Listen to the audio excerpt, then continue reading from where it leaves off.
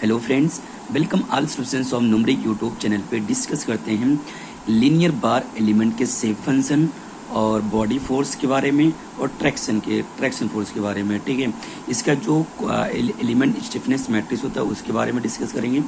ठीक है, तो यानी कि पहले क्या करते हैं, एक बार ले लेते हैं। ठीक है, ये मतलब क्या है, 1D है। ठीक है, तो ये क्या होगा, एक्स कोऑर्डिनेट सिस्टम यानी कि ग्लोबल कोऑर्डिनेट सिस्टम हो गया, और ये क्या जीटा कोऑर्डिनेट यानी कि नेचुरल कोऑर्डिनेट सिस्टम हो जाएगा। अगर आप पहली बार चैनल पर विजिट कर रहे हो तो आप प्लीज़ चैनल को सब्सक्राइब कर दो और वीडियो को लाइक कर दो। जो आइसोपैरामेट्रिक फार्मूलेशन होता है, ठीक है, उसमें जो डिस्प्लेसमेंट होता है वो जो कोऑर्डिनेट होता है, ठीक है, तो वो किसी भी पॉइंट पे अगर उसको हम एक्सप्रेस करेंगे वो नोडल डिस्प्लेसमेंट के फॉर्म में होता है और नेचुरल कोऑर्डिनेट के फॉर्म में हम क्या करेंगे, उसको रिप्रेजेंट करेंगे। और जो ये सारी चीज़ अचीव करेंगे किसके मतलब द्वारा, शेप फंक्शन के मतलब हेल्प से क्या करेंगे हम, नेचुरल कोऑर्डिनेट और डिस्प्लेसमेंट जो हमारा है नोडल डिस्प्लेसमेंट, ये मतलब क्या करेंगे, इस फंक्शन को अचीव करेंगे।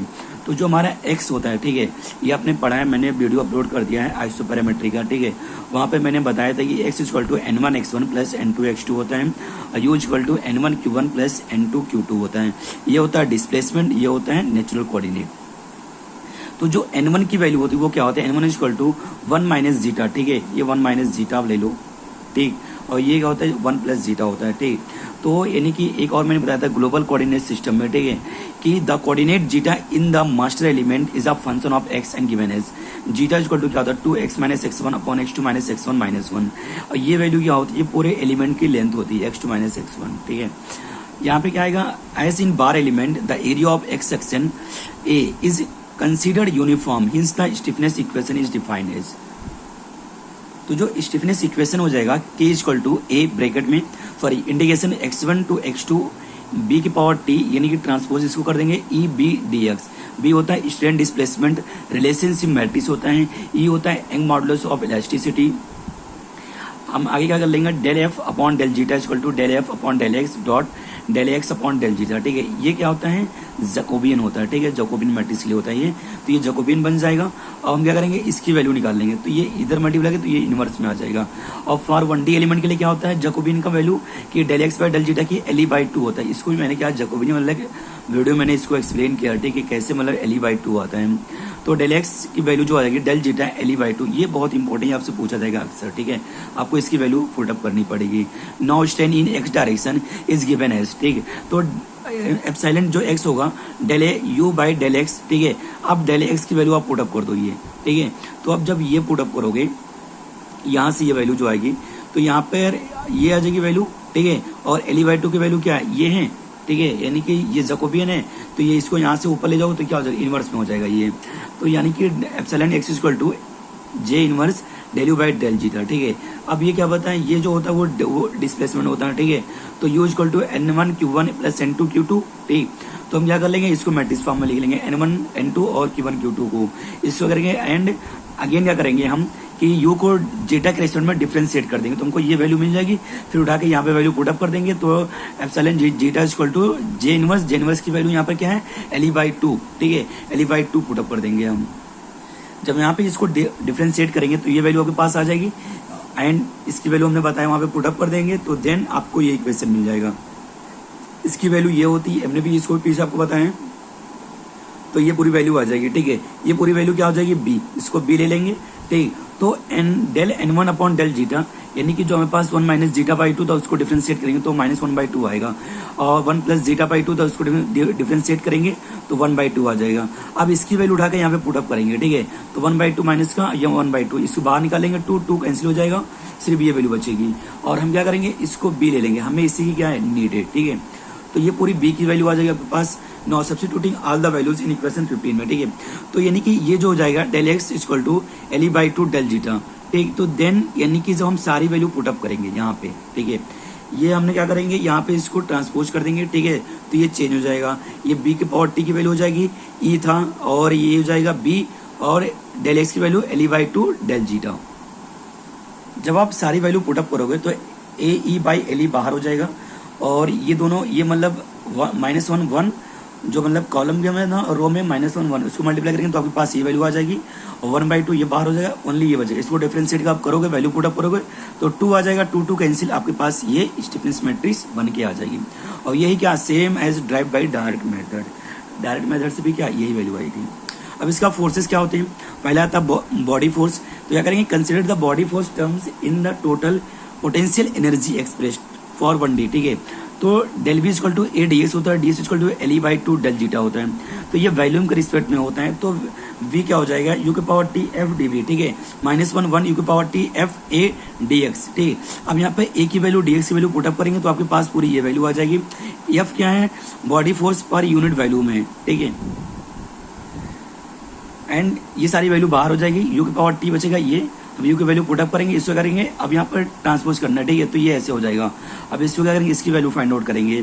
तो n1 का वैल्यू जो है इसको डिफरेंशिएट करेंगे, तो इसको जब सॉल्व करोगे आप तो इसकी वैल्यू पूरी निकल के जो आएगी, ठीक है, वो 1 आएगी।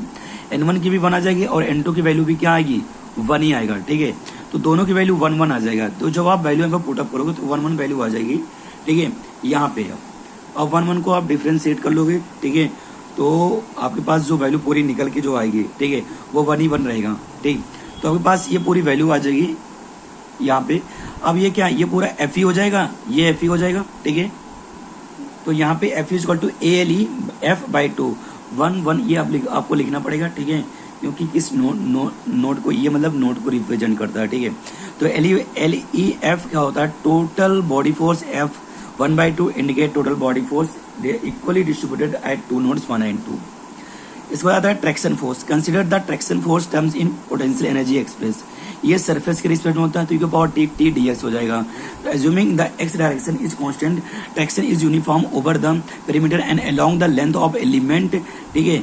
तो क्या हो जाएगा, यहाँ पे dx वैल्यू dx आ जाएगा, ds पे dx, और इसकी वैल्यू क्या होती है, LE/2 d जीटा होती है, ठीक है। तो आप क्या करोगे, इसको कॉमन लो, बाहर आ जाएगा, ये बचेगा, और इसकी वैल्यू आप ये पुटअप करोगे और फिर इसको क्या करोगे, इंटीग्रेट करोगे, सेम जैसे पीछे किया अभी को। आपके पास ये वैल्यू 1 1 हो जाएगी, ठीक है। तो आपके पास ये वैल्यू बचेगा, ये t की वैल्यू, ये क्या हो जाएगा, ट्रैक्शन फोर्स हो जाएगा। और 1/2 ये क्या इक्वल, ये ट्रैक्शन फोर्स हो गया, ये इंडिकेट करेगा कि uniform traction force equally distributed to the 2 nodes of elements.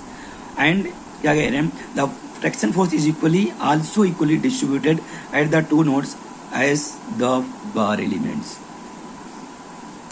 Next आता है क्वाड्रेटिक बार एलिमेंट्स, ठीक है। अब वहाँ पर लीनियर बार एलिमेंट्स था, ठीक है, तो वहाँ पर 2 नोड्स थे, यहाँ पर क्वाड्रेटिक बार में यानी कि 2D, तो इसमें क्या है, मतलब क्वाड्रेटिक है तो इसमें 3 नोड्स होंगे, ठीक है। तो सेम सारी प्रोसेस वही होगा, ओनली यहाँ पे चेंज क्या हो जाएगा, यहाँ पे 3 नोड्स हो गए हैं, तो यहाँ पे N1 N2 N3 आ जाएगा, ठीक है। तो ये लोकल कोऑर्डिनेट सिस्टम हो गया, ये नेचुरल कोऑर्डिनेट सिस्टम हो गया। तो यहाँ पे जो वैल्यू हो जाएगी जीटा की वैल्यू, ठीक है, 2x - x2 हो जाएगा। वहाँ पे क्या था, x - x1 था, यहाँ नीचे क्या था, x2 - x1, तो यहाँ पर हो जाएगा x3 - x1 हो जाएगा। तो ये पूरी वैल्यू आ जाएगी।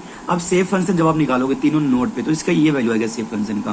वहाँ पे क्या था, 1 - जीटा/2 और 1 + जीटा/2। यहाँ पे क्या होगा, -1/2 जीटा 1 - जीटा 1 इसकी वैल्यू जो होगी 1 + जीटा 1 - जीटा, तो ये स्क्वायर हो जाएगा, 1 - जीटा का होगा स्क्वायर हो जाएगा। यहाँ पे प्लस ये वैल्यू आ जाएगा आपके पास। कोऑर्डिनेट सिस्टम भी आप लिखोगे तो सेम x और u की वैल्यू हो जाएगी, ये एक टर्म क्या होगा, बढ़ जाएगा, ठीक है। आपके पास यहाँ पे सेम वही काम करोगे, इसको डिफरेंशिएट कर दोगे जीटा के रिस्पेक्ट में और इसकी वैल्यू यहाँ पे पुट अप करोगे, ठीक है। तो ये वैल्यू आ जाएगी और ये वैल्यू क्या हो जाएगी, बी की वैल्यू हो जाएगी आपके पास, ये बी की वैल्यू हो गई। अब आगे क्या हो जाएगा, स्टिफनेस मैट्रिक्स में भी obtain by using the general expression. तो आप जब जनरल एक्सप्रेशन पूरी वैल्यू पुट अप करोगे, ठीक है, यहाँ पे तो आप जब वैल्यू पूरी पुट अप करोगे तो ये कैंसिल हो जाएगा। अब बस AE और 2AE क्या हो जाएगा, बाहर आ जाएगा, ठीक है। 2AE/LE क्या हो जाएगा, बाहर आ जाएगा, ये बचेगा आपके पास, ये बचेगा अंदर। जब आप इसको क्या करोगे, 2AE/LE बाहर हो जाएगा, इसको मल्टीप्लाई करोगे तो क्या बनेगा, after multiplying B get 3 × 3 × 3 matrix and then integrate and simplifying the following के मैट्रिक्स इज ऑब्टेन्ड। तो आपके पास ये मैट्रिक्स बचेगी, AE/L 7 - 8 1 - 8 16 8 1 - 8 7। आपके पास ये पूरी मैट्रिक्स आ जाएगी, आपके पास ये पूरी वैल्यू आ जाएगी, 7 - 8 1 - 8 16 - 8 1 - 8 7।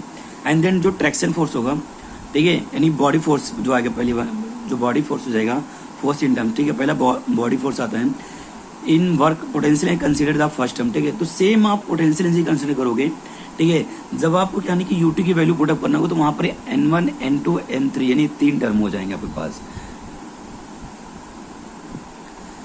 आपके पास ये वैल्यू पूरी आपके पास वैल्यू आ जाएगी, ठीक है।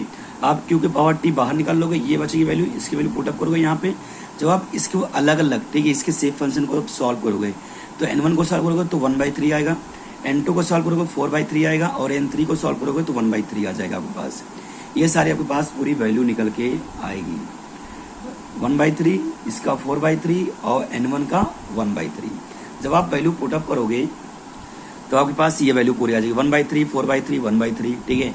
एंड इसको 2 को अंदर मल्टीप्लाई करो तो आपके पास ये वैल्यू आ जाएगा, और पूरा जो ट्रैक्शन फोर्स आपके पास आएगा, ठीक है, वो ये आ जाएगा निकल के।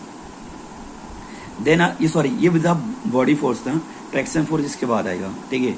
ये ट्रैक्शन फोर्स है। यहाँ ट्रैक्शन फोर्स में ओनली सेम ऐसे होगा कि यहाँ पे टी होता है और यहाँ पे एरिया नहीं इंक्लूड होता है बस, ठीक है। आपके पास सेम वैसे ही आप सॉल्व करो जैसे आपने बॉडी फोर्स सॉल्व किया है, तो आपके पास ये वैल्यू आ जाएगा, ठीक है। एंड देन जो ट्रैक्शन फोर्स होगा वो आपके पास ये हो जाएगा पूरा ट्रैक्शन फोर्स।